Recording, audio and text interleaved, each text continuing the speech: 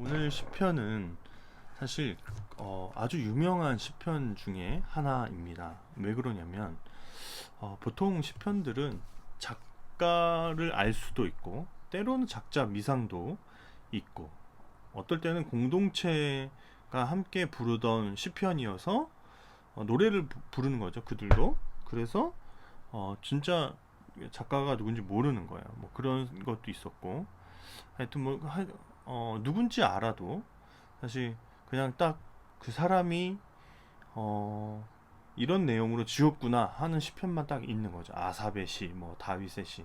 하지만 그게 정확하게 언제 기록되고 어떤 상황에서 기록되었는지는 우리가 그 글의 맥에 의해서만 알 수 있고 제대로 된 정보가 없는 그러한 시편들도 너무나 많거든요. 그런데 오늘 이 시편은 왜 유명하냐면 굉장히 정확한 정보가 있고 작가가 정확하게 있고 또 어떤 상황에서 지어졌고 그러면 그 어떤 상황에서 지어졌는지를 알기 때문에 그 정확한 기록 연도도 알 수 있을 정도의 그런 아주 유명한 시편입니다. 여러분도 시편, 그러니까 성경을 갖고 있다면 만약에 시편에 있다면요. 시편 51편을 한번 펴보세요. 맨 위에 여러분들 파란 글씨 같은 걸로 색깔이 좀 다를 수 있는데 어떤 색깔 글씨로 제목이 붙어 있어요. 뭐라고 붙어 있냐면 다윗의 시 인도자를 따라 부르는 노래. 다윗이 바세바와 동침한 후에 나단 선지자 나단이 그에게 왔을 때 그 이후에 회개하면서 부르는 노래다. 여러분 주일학교 때 혹시 다윗의 이야기를 들어본 적이 있나요? 다윗이 어떤 일을 했냐면 어떤 잘못을 저질렀냐면 사무엘 하 11장에 등장하는 내용이었어요. 왕들이 출정을 하는 시기다 이렇게 그 시기가 나오는데 그 시기는 어떤 시기냐면 왕들이 전쟁터에 참가해서 서로 전쟁을 하는 정해진 시기가 있었던 것 같아요. 그런데 왕은 그 당시에 너무 강성한 나라를 만들어 놓은 탓에 그리고 밑에 있는 장수들이 너무나 든든한 이들이었기 때문에 자기는 궁에서 그냥 낮잠이나 자고 놀고 먹고 있고 그 자신들의 부하들만 가서 전쟁터에 내몬 상황이었어요. 근데 딱 단서가 주어지죠. 왕들이 출정하는 시기인데 다윗은 지금 뭐 하고 있냐? 궁에 있다 이렇게 있어요. 왕인데. 근데 어떤 일이 벌어져요? 어느 날 갑자기 이렇게 테라스로 딱 가는데 저쪽 밑에 그 궁 근처에 있는 어떤 집에 여인이 목욕을 하고 있는 거예요. 그 모습을 보고 음욕에 빠지죠. 또 알고 봤더니 자기 장수 우리아의 아내예요.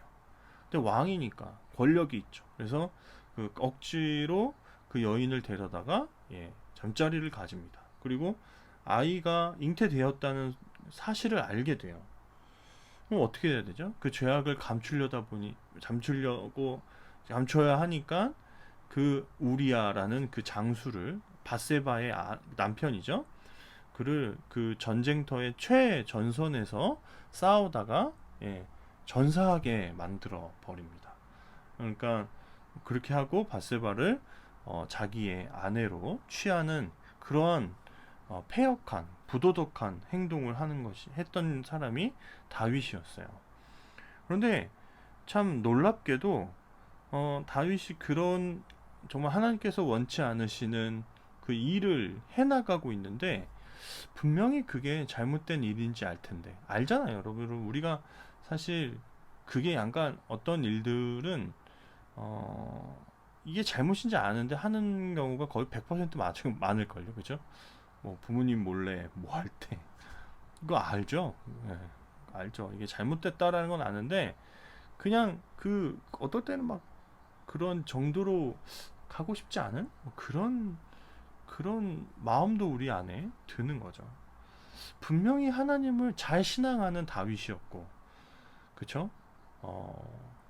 이 사무엘하 11장에서 다윗이 어떤 범죄하는 장면이 나오는데 그 앞에 조금만 가보면 7장에 사무엘하 7장에 어떤 장면이 나오냐면 하나님을 너무 사랑해서 다윗이 내가 하나님을 위해 하나님의 성전을 짓겠습니다라고 자기 스스로 고백할 정도로 다윗은 하나님을 사랑하는 사람이었는데, 근데 몇 장 뒤로 가서 11장에서는 마치 저 사람이 하나님을 믿는 사람인가 할 정도로 완전 잘못된 일을 행하는 것이 다윗의 어떤 잘못 모습이었어요. 근데 여러분, 우리가 다윗을 뭐라고 할 수 있는 건 아닙니다. 우리도 우리 안에는 죄성이 있기 때문에, 우리는 타락한 존재이기 때문에, 하나님을 떠나서 내 뜻대로 살아가려고 하는 그러한 기질이 있는, 그런 죄성이 있는 존재이기 때문에 우리는 우리도 모르는 사이에 죄를 많이 저지르고 있어요. 누군가를 미워하는 죄도 있을 수 있고, 누군가를 속이고 거짓말하고, 그래요. 그쵸. 그런 것도 있을 수 있고, 마음속에 음욕을 품는 그러한 잘못도 저지를 수 있어요. 그래서 다윗을 사실 욕할 건 저는 아니라고 봐요. 저도 이 말씀 앞에 떳떳할 수 없고, 그 누구도 하나님 내가 죄인입니다 라고 하는 이 고백 앞에서 나는 아닌데요, 난 되게 착하게 사는데요 라고 얘기할 수 있는 사람은 없을 거예요. 만약에 그 사람이 정말로 하나님을 알고 믿는 사람이라면 더욱더 그렇게 하나님 나는 죄인입니다 라고 고백할 수밖에 없을 겁니다. 그런데 언제 다윗이 깨닫습니까? 그냥 감추고 살아요. 모른 척하고 삽니다. 그렇죠? 그 일들을 지시받았던, 우리아를 전쟁터의 맨 앞에서 죽게 하는 그 어떤 지시를 받았던 요압이라는 장수도 그냥 입을 함구하고, 내 왕이니까, 왕은 권력이 있으니까, 그 왕이 나쁜 일을 했습니다라고 이렇게 뭐 어떤 이렇게 뭐죠, 아래 상소하지 않고 그냥 그렇게 다 묵인하고 살아가려고 해요. 그런데 나단이라는 선지자가 찾아옵니다. 선지자들은 하나님의 말씀을 대언하는, 그 당시에 말씀을 대언하는 사람들, 직책을 가진 사람들이었죠. 근데 그가 다윗의 잘못을 지적합니다. 그제서야 다윗이 마음에 이제 회개하고자 하는 마음이 들었고, 이 시편을 지어서 기록했습니다. 그런데 참 놀라운 게, 이 다윗의 시편은 인도자를 따라 부르는 노래다 이렇게 되어 있어요. 신기한 게 뭐냐면, 다윗은 왕이잖아요. 그 국가의 최고 우두머리잖아요. 그래서 다윗이 어떤 행동들을 하느냐에 따라서 그 밑에 있는 그 백성들과 그 나라의 가치나 수준이 사실 결정되는 거잖아요. 근데 다윗의 잘못을 어떻게 하고 있냐면, 노래로 지어서 많은 회중들 앞에서 같이 노래를 부른 거예요. 시편을 같이 암송한 거예요. 왜? 그 누구도, 이 시편을 암송하는 그 누구도 뭐 하지 말라고, 다윗과 같은 잘못에 빠지지 말라고, 이 시편을 회개 시편, 속죄 시편으로서, 속죄를 바라는 시편으로서 회중들 앞에서 그렇게 노래로 불렀던 겁니다. 여러분, 나단 선지자가 와서 지적했다. 그 누구도 모르는 일이에요. 나단이 그 장소에 있었던 게 아니에요. 다윗이 범죄하는 장면을 본 것도 아니었고, 뭐 다윗이 우리아의 죽음을 지시할 때, 죽는 것을 지시할 때도 뭐 옆에 있었다던가 그런 게 아니에요. 다만 하나님의 뜻을 가지고 나온 거예요. 그러니까 여러분, 여기서 우리가 발견할 수 있는 건 무엇입니까? 우리가 옆에 하나님이 계시지 않는 것 같으니까 사실 범죄를 저지를 수 있고, 어떤 죄악에 빠질 수 있는데, 하나님이 옆에 계시지 않은 것이 아니라 우리가 아주 은밀하게 행하는 일도, 그 누구도 몰라, 나랑 가장 친한 친구도 모르는 어떤 은밀한 행동을 할 때에도 하나님은 우리 곁에 계시다라는 것에 대한 증거죠. 왜요? 나단이 찾아와서 알지도 못하는 그 이야기를 하나님의 그 계시를 통해서 다윗에게 전달하고 있었거든요. 하나님께서는 은밀한 중에 우리가 저지르는 죄악도 다 알고 계신다. 여러분, 누구나 죄를 범할 수 있습니다. 하지만 다윗이 하나님의 마음에 합했던 이유는 무엇일까요? 어떤 사람들은 다윗처럼 나쁜 사람이 없다라고 얘기하는 사람도 있어요. 막 다윗 진짜 멋지게 왕이 됐지만 또 왕이 된 후에도 약간 간사한 것 같기도 해요. 제가 볼 때는 막 이렇게 뒤로는 막 되게 나쁜 짓 하고 대중의 인기를 막 사랑하고 막 이런 사람일 수도 있어요. 굉장히 다윗을 좋아하는 그 당시에 사람들이 많았거든요. 어, 그쵸? 근데 어떻게 보면 인간적으로 보면 저 나쁜 사람이네 이렇게 이야기할 수 있는 사람도 왜 하나님께서는 그 다윗을 칭찬하셨고 내 마음에 합한 사람이다라고 이야기하셨고 또 다윗의 계보에서 메시아 예수 그리스도가 오셨었고 그리고 이스라엘 사람들은 다윗이라는 사람들을 어떤 롤 모델, 표상으로 여기거든요. 다윗처럼, 다윗과 같이 뭐 이런 말들을 굉장히 많이 할 정도로 그렇게 다윗을 좋아했었거든요. 예? 그죠? 근데 그 뒤로 보면은 사실 그렇지 않은 부분들이 많다라는 거예요. 왜 그럴 수 있었을까요? 왜 사실 그 다윗이 그렇게 어떤 롤 모델이 되고 하나님께서는 그를 마음에 합한 사람이다라고 이야기하셨을까요? 그것은 다윗이 자기에게 죄를 물어올 때 너가 범죄했다라고 지적을 했을 때 그 죄를 인정하고 그 자기가 죄를 지었던 내용을 이 시편으로 지어서 많은 사람들이 이 노래를 같이 부르게 했어요. 여러분 왕이면 미화시켜요. 다른 뭐 조선왕조실록이나 이런 것들 보면 왕들이 잘못했던 부분들은 최소화해요. 왜냐면 그거 자체가 그 나라의 어떤 위신을 깎는 거예요.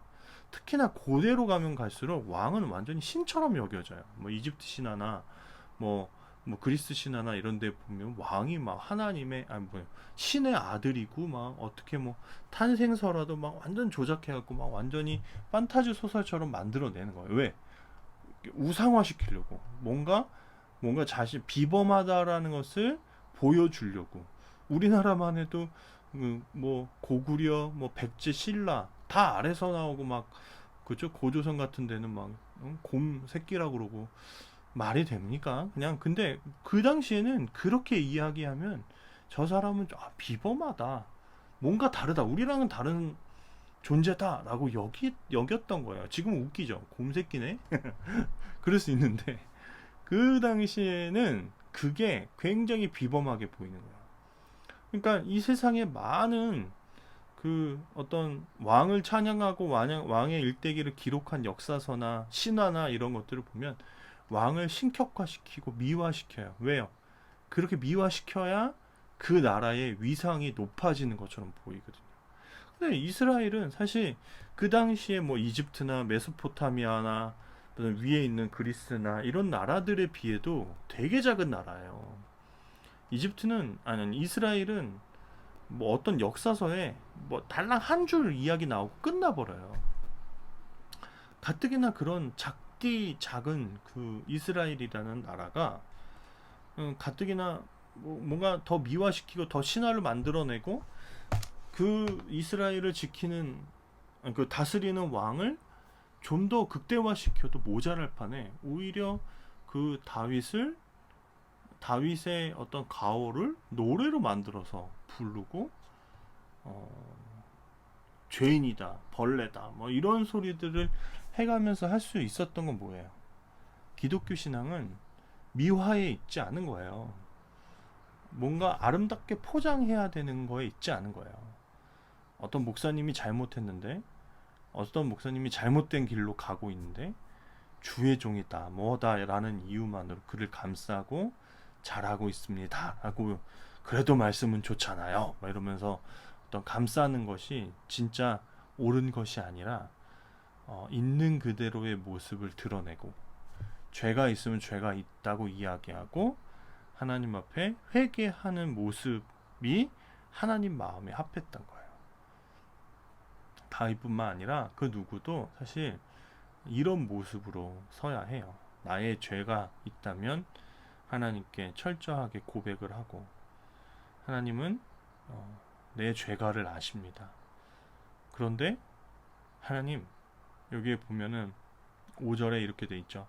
내가 죄악 중에서 출생하였으며 어머니가 죄 중에서 나를 잉태하였나이다.